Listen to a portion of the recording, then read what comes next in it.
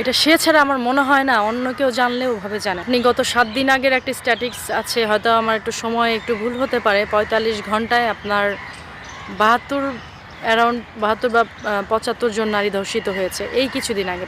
৭ দিন হবে, অ্যারাউন্ড ৭ দিন বা ৮ দিন হবে। তারপরে কালকে গেল হচ্ছে নারী দিবস। কালকে একটা দিনে ২৪টা ঘন্টাও কালকে পার হয়নি, তার মধ্যে 10টা ধর্ষণ হয়েছে। এর দায়বদ্ধতা কার? এর দায়বদ্ধতা কার? এই সমন্বয়কারী সরকারের? এই ইউনূস সরকারের? ধর্ষণ কারা হয়েছে? ধর্ষণ কোথায় হয়েছে? সমন্বয়কদের মা বোন হয়েছে? সমন্বয়কদের ছেলেপেলে হয়েছে? সমন্বয়কের কোনো বাসার কোনো বাচ্চা মেয়ের হয়েছে? না ইউনূস সাহেবের তার পরিবারের কেউ হয়েছে? নাকি নেতাকর্মী যারা আছেন তাদের হয়েছে? হয়েছে কাদের? হয়েছে সাধারণ মানুষ, খেটে খাওয়া মানুষ, যাদের বলার কিছু নেই, যাদের দাঁড়ানোর